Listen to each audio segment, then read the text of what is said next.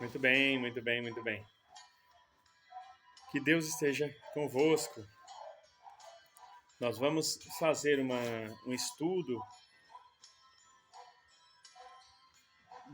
deveras teológico acerca de uma passagem de Mateus, capítulo 7, versículos 24 ao 27, uma retroversão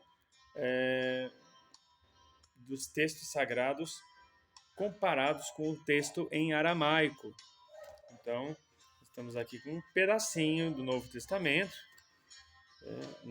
segundo a visão de Mateus, mas não aquela visão traduzida da Vulgata para as demais línguas.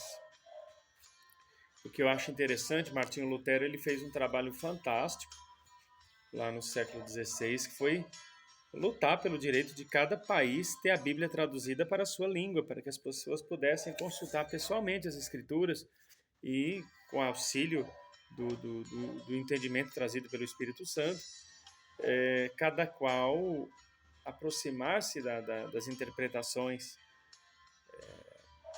mais possíveis do que Jesus quis dizer. Porém, uma falha, talvez na época, no calor das emoções, ninguém parou para pensar nisso, não bastava traduzir a Bíblia para a língua de cada país. Porque aquela Bíblia que era predominantemente em latim, no século XVI, ela já tinha sido passada para o latim, do hebraico para o latim, do aramaico para o latim, do grego para o latim. Tinha texto original que estava em grego, tinha texto que estava em aramaico, tinha texto original que estava em hebraico. E ao passar para o latim, perdeu-se muito da essência, da forma e da fórmula. E aí você pega uma Bíblia traduzida para o latim, já bem sacrificada, entre aspas, e passa para uma outra língua.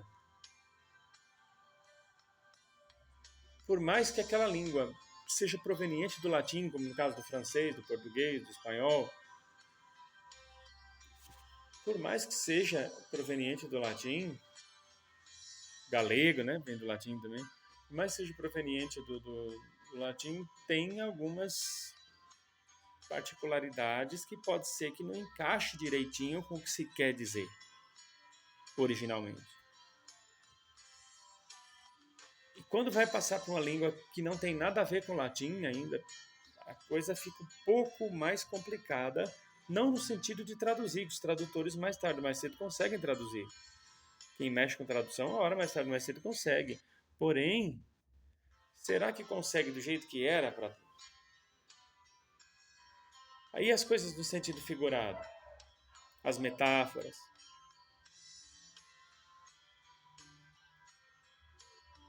Aí você pode falar assim, mas se você for lá no original, no aramaico, como está aqui no texto, foi passado do aramaico para o alemão. Do alemão passou para o português. Porque o Franz Alt, o autor desse livro, As 100 Mensagens Mais Importantes de Jesus, editora Pensamento, é alemão. Aí, você pode dizer assim, mas aí também dá uma boa de uma balroada no texto, não dá? Depende. Se quem estiver fazendo a tradução do aramaico para o alemão tiver o cuidado de passar para o português e conferir em aramaico se teve aquele teor, buscar no aramaico a aproximação com que realmente aquele texto se tornou, você passa do aramaico para o alemão. Do alemão você passa para o português. Mas você pega aquilo em português e passa para o aramaico de novo e confere com o texto original, passou no teste, tá tudo bem. Mas isso foi feito com esse livro. As Bíblias antigas não. Então, existem algumas traduções bem próximas do que realmente é. Por exemplo, você pega lá a Bíblia de Jerusalém, uma tradução chamada Bíblia de Jerusalém. Eles tiveram um cuidado bem próximo a esse. Bem próximo. A Bíblia da Igreja Anglicana, a Bíblia do Rei James, né? Eles tiveram um cuidado bem parecido com esse.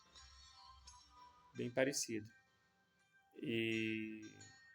Então você vai ter Bíblias aí que se aproximam bastante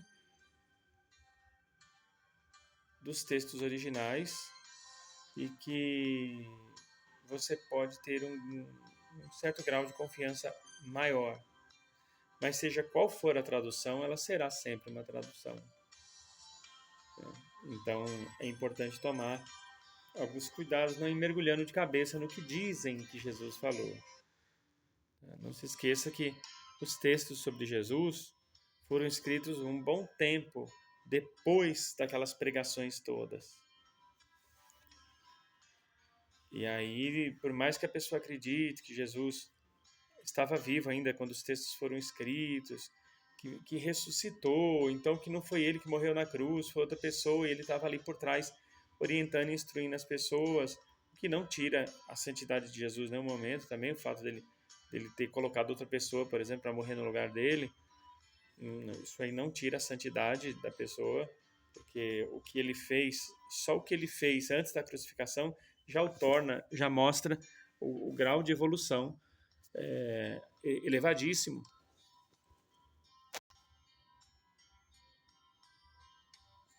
O grau de evolução elevadíssimo do Mestre Jesus. Então, só por isso aí já merece a nossa devoção, o nosso carinho, o nosso respeito. Então, por mais que a pessoa acredite que ele estava por ali, seja em vida ou ressuscitado, que dá no mesmo, praticamente, ainda assim foi escrito sobre o que ele falou tempos atrás. Imagine, você assiste uma palestra de uma pessoa hoje. Daí 20 anos, por exemplo, você vai escrever. Por mais que você ainda conviva com essa pessoa todo dia, você vai chegar na pessoa e vai falar assim: Fulano, você lembra aquela palestra que você deu há 20 anos? Ah, lembro. Em detalhes. Em detalhes, mas eu lembro ainda do teor, eu falei sobre tal assunto. Tá, mas vamos lá, eu preciso de detalhes. Nem que a pessoa seja hiper mega santo, você já está pedindo demais. A pessoa pode até olhar e dizer assim, sejamos santos, mas espera aí, né? Aí você já não está pedindo muito, não?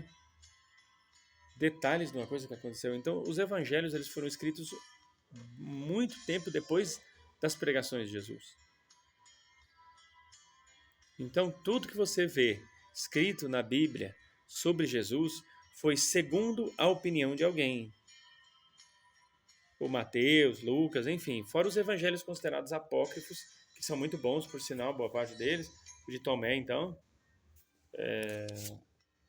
que também são todos muito válidos.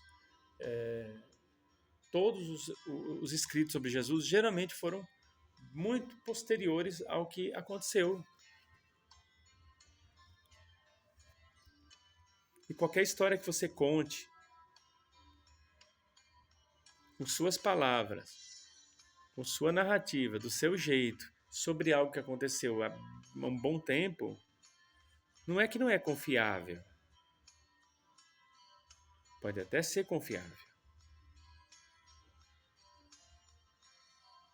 Mas, com todo respeito, é a opinião de quem escreveu.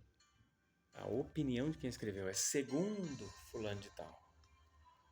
Pode ter certeza que se você estivesse ali, vendo aquelas mesmas situações, acompanhando aquela mesma pregação, depois você pegasse o texto de uma pessoa que escreveu sobre aquilo que você acabou de ver o mestre falar, aí você pega lá anos depois aquele texto, segundo fulano, e você lê, você fala, eu lembro disso aqui, mas pessoa também podia ter falado tal coisa que eu me lembro, que tal coisa assim. Não, esqueceu de tal coisa. Mas isso aqui eu não lembro dele ter falado não, mas enfim. Entendeu? Aí você pega um texto que passou por dezenas de traduções em mãos e aconteceu tanta coisa e passou pela Idade Antiga, Idade Média, Idade Moderna, contemporânea, pós-contemporânea, para chegar hoje na sua mão e você acreditar cegamente,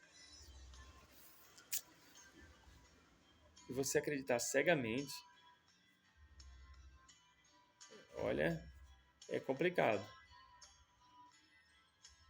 Vamos ler aqui então do livro As 100 Mensagens Mais Importantes de Jesus.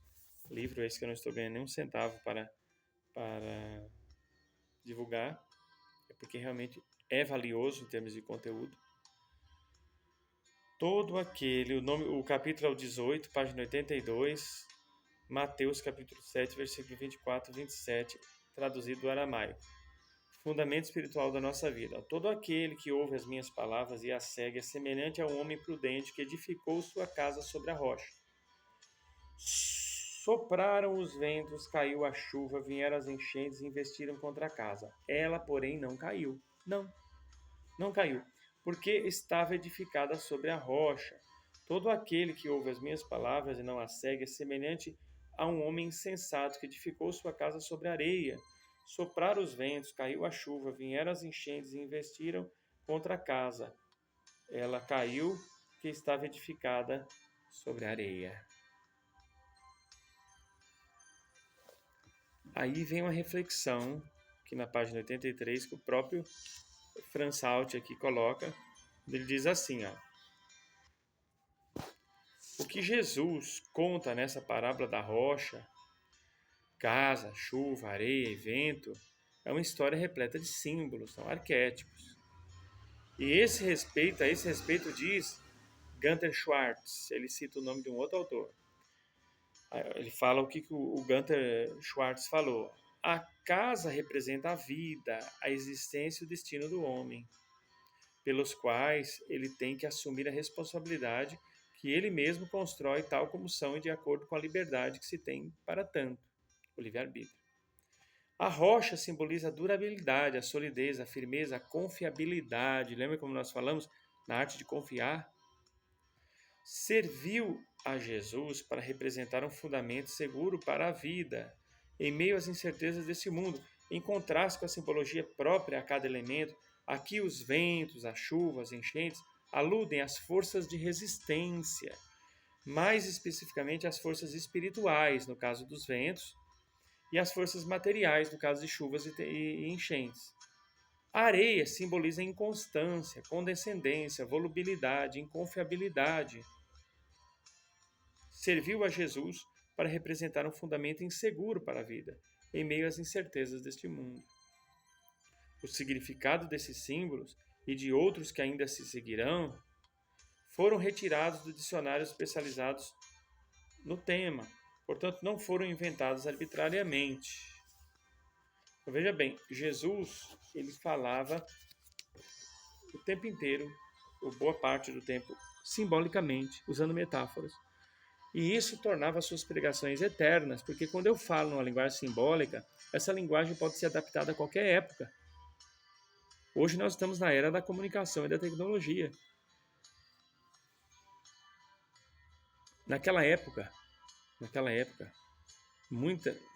talvez só um super profeta pudesse ter a visão do que aconteceria hoje no mundo. Como o mundo estaria hoje. Você pega o mundo, você tem uma ideia, o mundo de 1990 para cá, ele deu uma guinada com a globalização. Em nenhum momento eu estou defendendo aqui a globalização, tá? Eu só estou dizendo assim, a globalização, quem estudou um pouco mais de história, sabe que ela veio sobrepor-se à antiga ordem mundial, que era a bipolarização. O mundo era dividido, bloco comunista, bloco capitalista.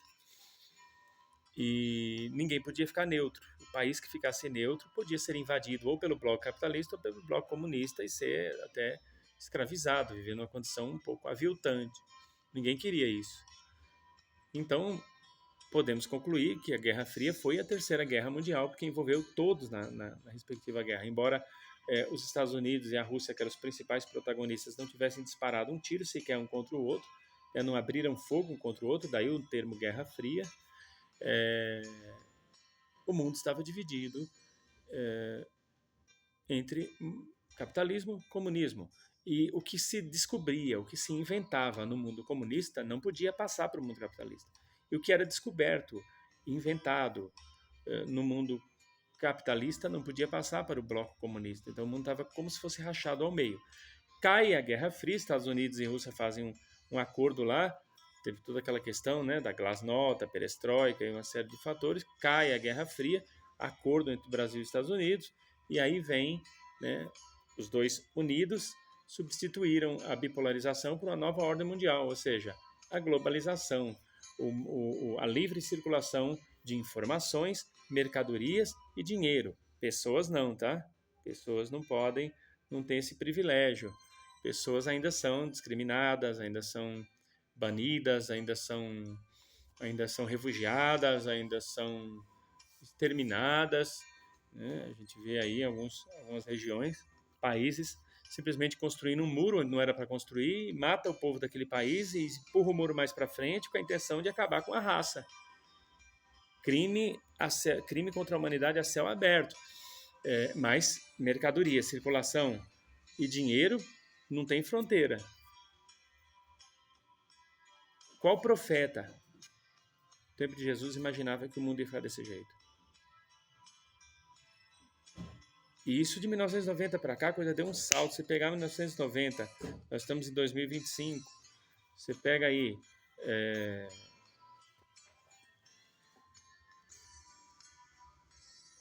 Você pega aí 35 anos.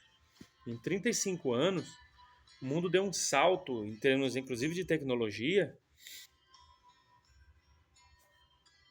enorme. Se você pegar uma pessoa, por exemplo, que nasceu no ano que minha avó Leonor nasceu, 1913, você jogar 35 anos acima, vai dar o quê? 23, 33, 43...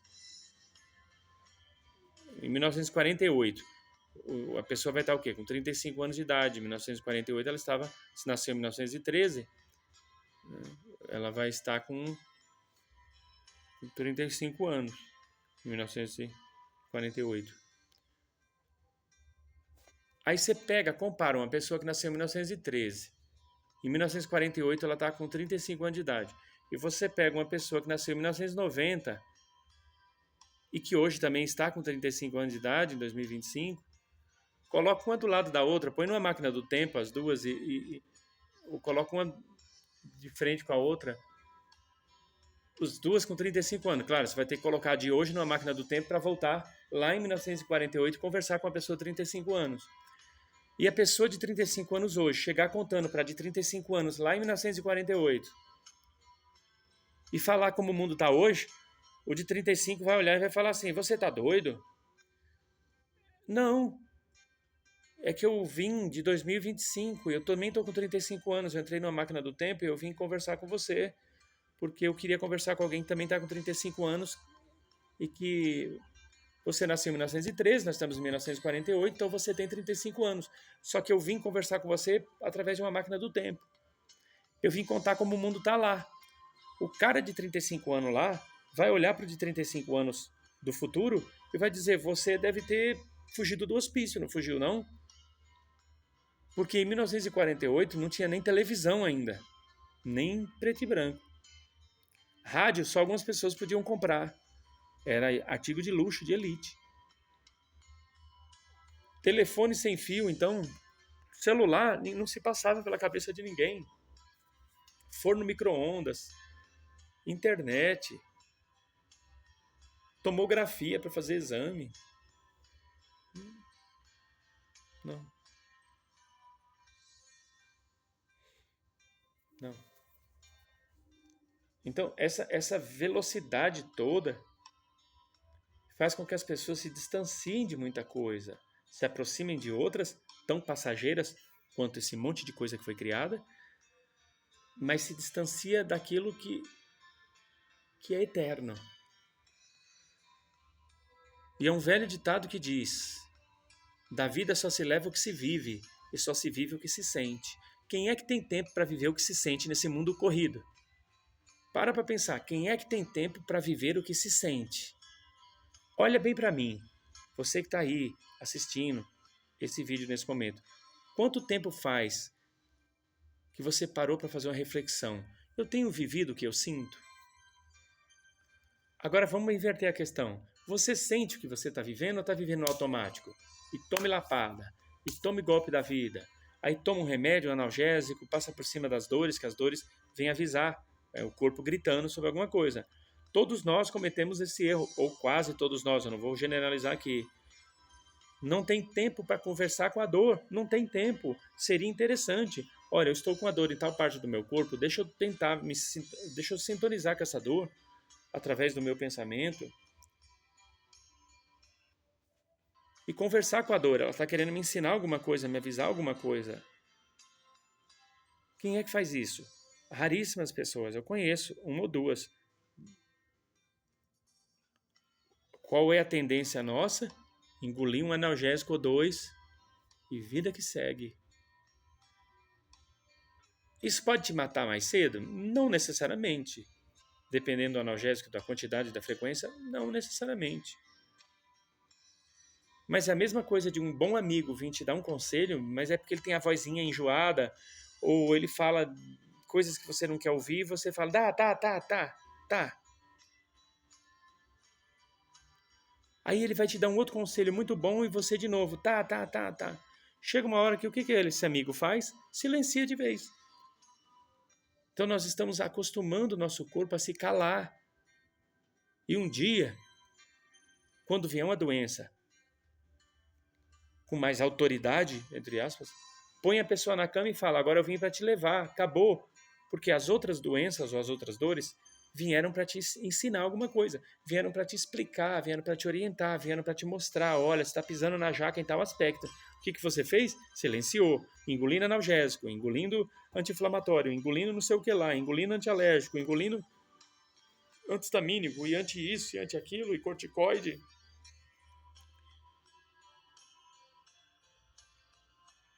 Chega uma hora que vem a morte ou coisa parecida e nos arrasta moço sem ter visto a vida, como diz a música. E aí dá-lhe encarnação em cima de encarnação, dá-lhe encarnação em cima de encarnação, voltando para ver se aprende pelo menos isso aqui, ó.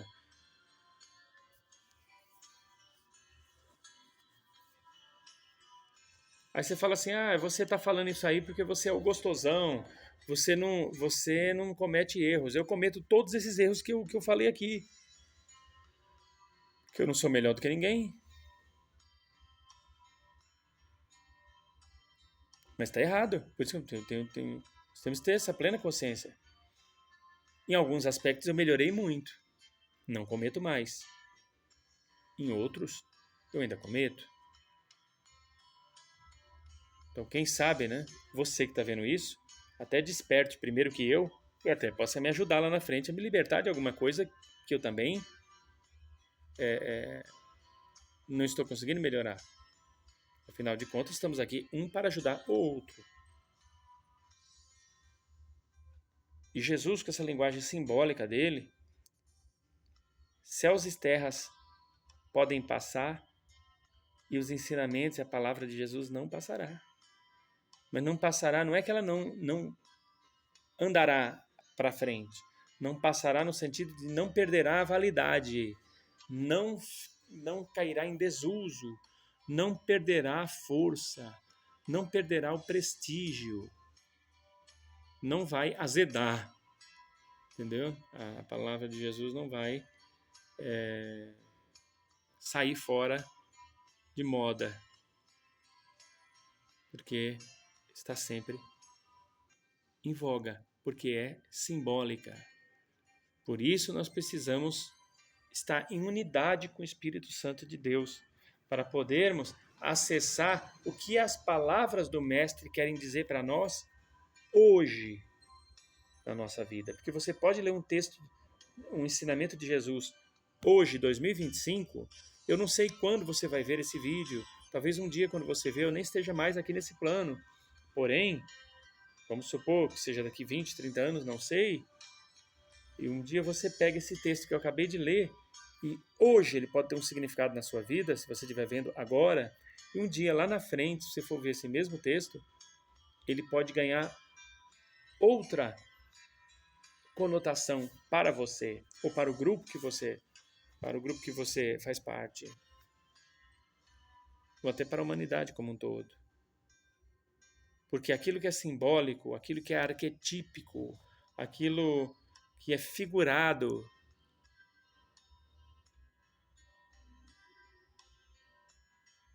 não passa. Não tem data de validade. É eterno. Está sempre em vigor. E os grandes mestres trabalhavam assim. Então é isso. Para não nos alongarmos muito, nós vamos ficando por aqui. Claro, teríamos muita coisa para falar. E até cantar aquela musiquinha. Eu tenho tanto para te falar, mas com palavras não sei dizer. Mas enfim, às vezes eu sei dizer com palavras assim. E às vezes não. O que importa é que se a gente buscar em Deus a força que precisamos para lidarmos com as adversidades, a gente pode até continuar tendo dificuldades. Nós podemos continuar tendo obstáculos. Pode ser que tenha coisas que façam você sentir medo, vontade de não ir, tristeza, horror. Mas com Deus será bem mais fácil. Por mais difícil que seja, será bem mais fácil. Adquiram o livro do Franz Alt, editora Pensamento, as 100 mensagens mais importantes de Jesus. É isso aí. Você não vai se arrepender. Que Jesus, Maria e José, na unidade do Espírito Santo, lhe conceda muita luz, paz, amor e proteção, sabedoria também, e que jamais lhes falte o axé dos orixás. Divulgue esse vídeo, faça um comentário, por favor, deixe seu like, vai ajudar a divulgar.